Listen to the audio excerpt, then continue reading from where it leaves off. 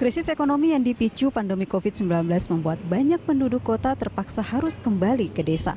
Kedatangan para pekerja yang mayoritas berusia produktif ini perlu dioptimalkan karena bisa menjadi energi baru membangun perekonomian berbasis desa. Faktanya, banyak masyarakat yang pulang kampung ketika Lebaran tak jarang membawa serta kawan dari kampung halaman untuk bekerja di kota-kota besar. Fenomena seperti ini menjadi kebiasaan masyarakat kita saban tahunnya. Pasca Lebaran, arus urbanisasi semakin meningkat. Sebagian besar tujuan masyarakat pergi ke kota atau daerah yang lebih potensial dari segi ekonomi untuk memperbaiki perekonomian keluarga.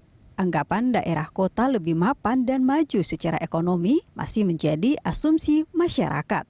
Apabila hal demikian masih menjadi realitas favorit masyarakat, tentunya upaya pemerintah untuk membangun desa yang lebih mandiri patut dipertanyakan.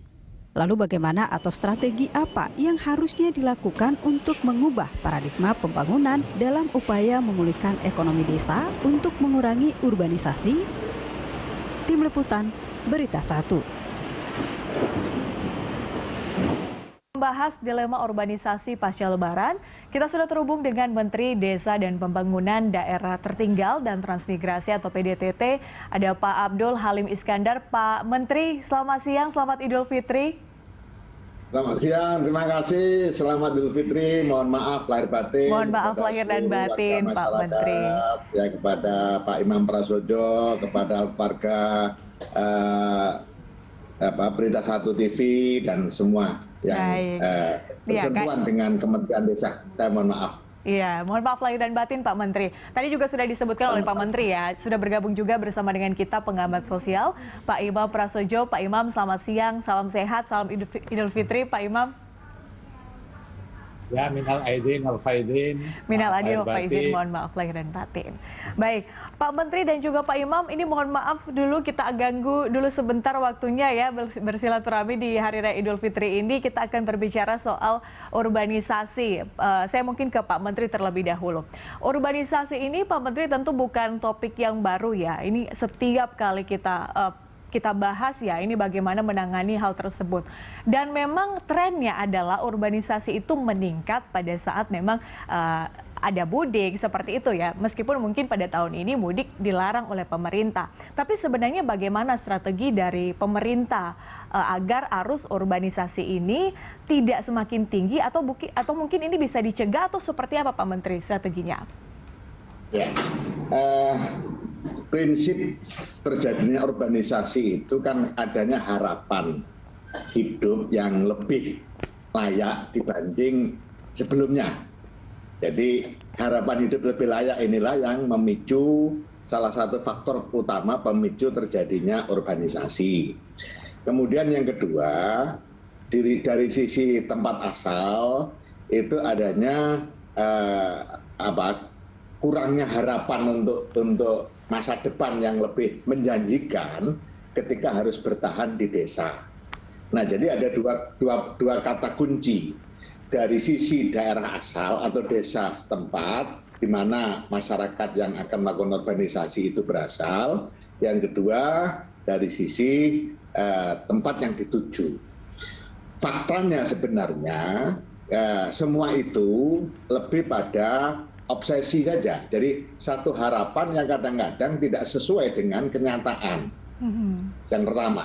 Yang kedua, fakta di lapangan memang di desa belum bisa memberikan satu ruang yang cukup bagi para generasi untuk melakukan aktivitas ekonomi, peningkatan sumber daya manusia yang lebih menjanjikan. Jadi bukan semata-mata ekonomi, Mbak. Jadi ada juga faktor harapan untuk meningkatkan kualitas hidup, harapan untuk memiliki satu wawasan hidup yang lebih luas, yang merasa kalau di desa itu kurang mendapatkan sentuhan-sentuhan yang memadai. Nah, berangkat dari sumber masalah itulah makanya kemudian kami di Kementerian Desa, Pembangunan Daerah Tertinggal dan Transmigrasi bersama-sama dengan kepala desa, bersama-sama dengan pemerintah daerah terus berupaya agar berbagai hal yang menjadi faktor pendukung dari daerah asal terjadinya urbanisasi itu bisa diperkecil sedemikian rupa. Salah satunya adalah penyiapan lapangan kerja. Nah, lapangan kerja ini sebagaimana kita maklumi yang terbanyak di desa itu adalah pertanian. Sementara hari ini generasi penerus kita itu kalau sudah bicara pertanian itu sudah nggak tertarik lagi sudah. Kalau ngomong pertanian ya jangankan yang sedang hidup di desa dan bergulat dengan dunia pertanian. Dia kalau ditanya, kamu suka nggak bertani? Ya kalau ada pilihan lain ya tentu kami tidak akan memilih sebagai petani. Nah ini kan artinya mereka bertani itu karena situasi yang memang mengharuskan dia bertani. Nah salah satu faktor yang kemudian kita upayakan agar mereka tertarik pada pertanian misalnya karena ini yang paling luas di pedesaan, ini adalah mekanisasi pertanian, modernisasi pertanian. Dimulai dari pemahaman perubahan persepsi tentang konsep pertanian itu. Jangan dibayangkan misalnya sekarang kita berupaya untuk memberikan pemahaman, jangan membayangkan hidup petani itu seperti petani zaman dulu yang kemudian pakai cangkul, kemudian ini meskipun kenyataannya masih banyak ditemukan situasi seperti itu. Tetapi kemudian kita ciptakan pertanian yang berbasis lahan, yang kemudian dikelola dengan teknologi. Itulah makanya salah satu faktor yang bisa melakukan itu adalah badan usaha milik desa atau yang kita sebut dengan BUMDes. Nah, alhamdulillah Mbak hari ini berkat Undang-Undang Cipta Kerja, BUMDes itu sudah menjadi badan hukum yang dulunya hanya sebagai badan usaha. Artinya apa? BUMDes memiliki kekuatan yang sama, kedudukan hukum yang sama dengan BUMN, dengan BUMD, hanya pada levelnya yang berbeda. Jadi kalau bicara skala nasional itu BUMN, kalau bicara skala daerah itu BUMD, ketika bicara skala desa itu BUMDes. Nah, kedudukan hukumnya sama. Sehingga BUMDes bisa melakukan apa saja usaha ekonomi yang bisa mempercepat proses peningkatan penciptaan lapangan kerja. Dan ini sudah mulai terbukti, mulai kelihatan. Beberapa daerah saya sudah kunjung, misalnya kemarin saya ke Kaltim, Mbak, ke Kabupaten Pasir. Itu luar biasa BUMDesnya. Sampai dari misalnya bicara tentang keluarga penerima manfaat terkait dengan BLT di tahun 2020, di desa itu warga masyarakat yang memiliki hak atau berhak untuk menerima BLT dana desa itu ada 198. Nah, pada saat saya kunjungan ke sana 2 minggu yang lalu kurang lebih di tengah-tengah puasa ini, sekarang keluarga penerima manfaat dari bantuan langsung tunai tinggal 12. Itu artinya keberadaan BUMDes yang sudah dibangun sedemikian rupa bisa melibatkan masyarakat yang dulunya harus mendapatkan suplai dari dana BLT dana desa, karena sekarang sudah mendapatkan penghasilan yang bersumber dari bekerja bersama-sama dengan BUMDes, akhirnya mereka dikeluarkan dari daftar penerima manfaat, yang itu juga melalui proses MUSDes. Kemudian di Wonogiri kita juga temukan terjadi penurunan keluarga penerima manfaat karena BUMDes. Nah, ini salah satu. Yang kedua, ketika BUMDes ini sudah menjadi badan hukum, paling tidak generasi muda kita di desa itu bisa menjadi CEO. Ini penting, Pak. Jadi CEO BUMDes X, nah ini sudah bisa bikin kartu nama, bisa satu kebanggaan tersendiri. Ya tentu ini tidak mungkin dilakukan sendirian oleh Kementerian Desa, Pembangunan Daerah Tertinggal dan Transmigrasi. Itulah makanya kita terus melakukan kerjasama dengan perguruan tinggi, dengan BUMN, dengan swasta, berbagai pihak yang bisa melakukan pendampingan dalam upaya untuk meningkatkan peran BUMDes dalam rangka membuat lapangan kerja dan menjadi daya tarik bagi warga masyarakat desa. Kalau di desanya sudah bagus ekonominya, saya yakin Mbak, lama-lama mereka akan lebih kerasan di desa. Apalagi sekarang di kota, hidup di kota itu sengsara Mbak, mau pulang aja susah. Nah misalnya kayak gitu. Ini kita bangun juga. Sudahlah hidup di desa aja, nggak usah ke kota. Nyatanya di kota lebih sengsara, lebaran mau pulang aja susah, dicegat sana sini dan seterusnya. Kalau di desa kan nyantai dan nyaman-nyaman. Gitu Pak. Pak Menteri, artinya memang sudah ada strategi, kemudian juga kebijakan-kebijakan yang sudah disediakan oleh pemerintah, baik itu yang sudah jalan maupun juga nanti yang akan jalan. Terlebih khusus juga tadi berbicara soal modernisasi pertanian ya Pak Menteri ya.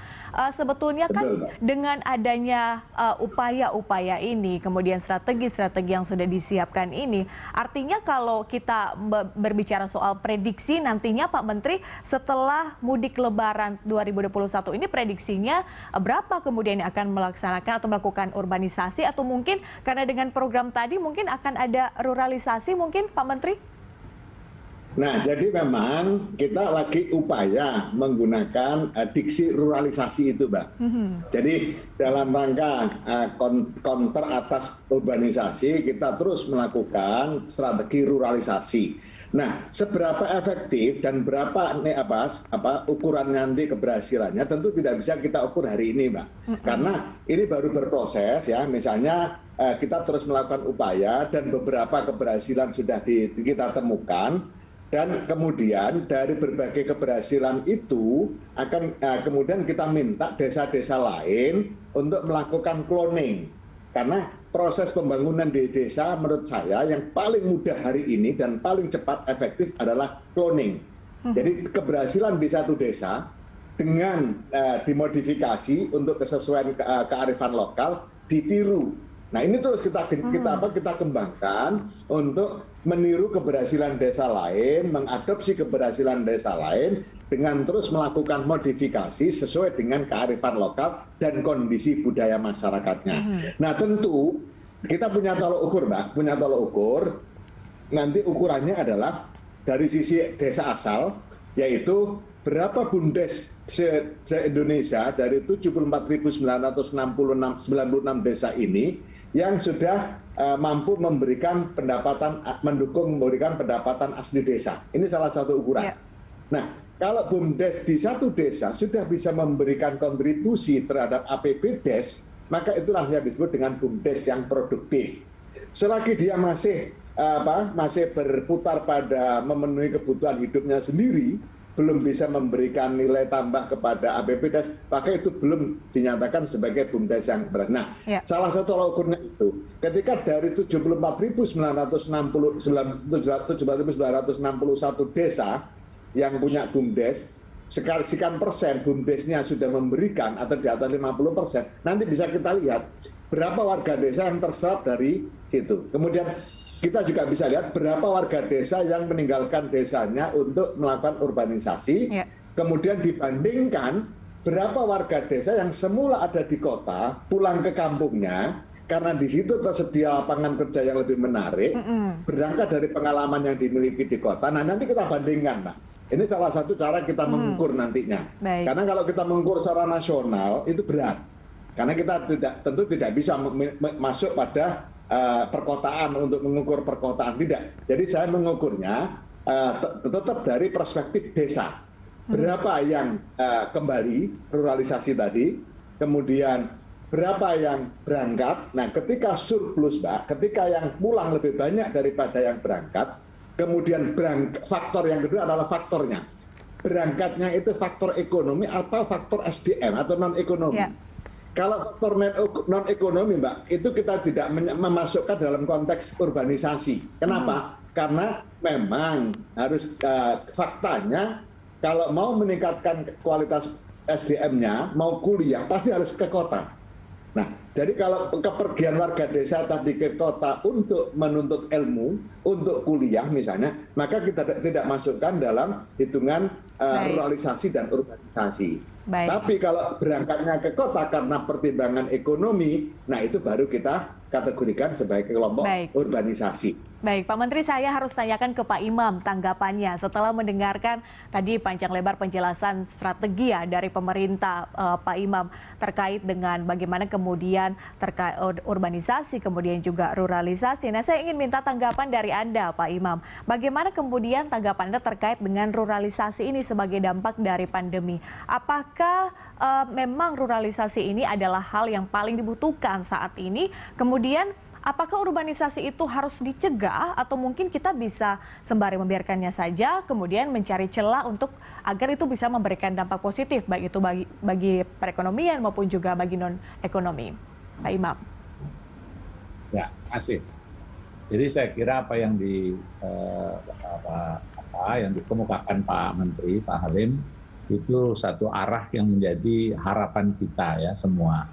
Kita tahu sektor pertanian itu adalah gerbong terbanyak ya dari negeri ini, orang bekerja di sana. Sayangnya pertumbuhan ekonomi di sektor pertanian ini relatif sangat kecil. Growth-nya kalau tidak salah sekitar 3,1%.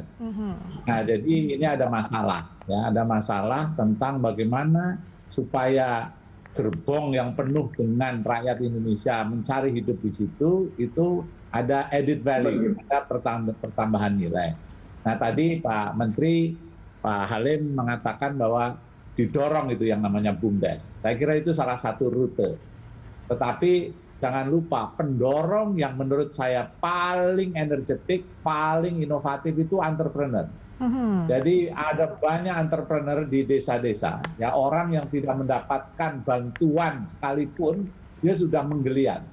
Dan dia banyak sekali inovasi-inovasi. Nah, anak-anak muda kota ya dari kalangan milenial, dari dunia perguruan tinggi ini justru datang ke desa sebagai entrepreneur. Yeah. Nah, ini gimana caranya supaya jangan seluruh dana diborong ke BUMDes? Karena Pak Menteri pasti tahu lah, banyak BUMDes-BUMDes yang bagus ya, yang inovatif, juga tidak sedikit BUMDes yang jadi-jadian. Nah itu pasti Pak Menteri tahu. Nah, oleh karena itu, menurut saya yang harus langsung saja ditangkap untuk didorong adalah para entrepreneur ini. Nah, tadi betul sekali, entrepreneur sendirian itu nggak mungkin, Mbak. Jadi entrepreneur yang akan bisa menggeliat dengan baik itu adalah entrepreneur yang berjejaring. Jadi sekarang pendekatannya, apalagi dengan digital society, itu tidak mungkin desa satu hanya bekerja sama dengan desa sebelah gitu kan. Bagi saya itu bukan one village one product ya, selama ini banyak yang bicara gitu, tapi one village many product. Dan berjejaring tidak terbatas dengan tetangga desa sebelah, tetapi bisa lintas desa. Karena misalnya peternakan katakanlah, ya peternakan ya kambing katakan itu dia bisa berjejaring dengan kalangan inovator-inovator yang bisa memproduksi pakan misalnya. Dan itu bisa saja lintas kabupaten, lintas provinsi. Nah jadi entrepreneurship inilah yang menurut saya perlu difasilitasi agar connecting the dot antara orang-orang abnormal di negeri ini, itulah yang paling penting. Nah yang terakhir adalah pasar ini Pak. Jadi banyak sekali anak muda yang sangat inovatif, ya dia mampu membuat produk-produk yang sangat menarik, tetapi pada saat masuk ke pasar seringkali diganggu oleh temannya Pak Halim yang mengimpor, ya sehingga produk-produk kita yang belum terlalu siap ini dihajar oleh produk-produk yang sudah siap di luar negeri dengan modal besar. Nah, inilah makanya kita perlu pada perlindungan kebijakan agar Kementerian Perdagangan bisa bergabung ya. Untuk bisa memperhatikan kerja keras dari Pak Halim, kerja keras dari Kementerian Tenaga Kerja yang kebetulan saudara nih. Jadi bagaimana itu caranya bisa connect ya Pak ya? Itu ya, dan mal-mal misalnya bisa bekerja sama. Ini perlu juga kerjasama dengan Pak Menteri Dalam Negeri untuk mendorong semua bupati ya pasar mal, pasar modern itu memberi slot ya, memberi tempat kepada produk-produk lokal unggulan ya yang tentu nanti bisa bekerja sama dengan dunia perguruan tinggi, tapi jangan semua dosen Pak, nggak semua dosen, nggak semua intelektual itu punya pengalaman praktis ya, intelektual organik lah yang menurut saya yang harusnya dijadikan. Pak Imam, kita akan minta tanggapan dari Pak Menteri di segmen berikutnya. Pemirsa tetaplah bersama kami, langsung akan segera kembali usai jeda.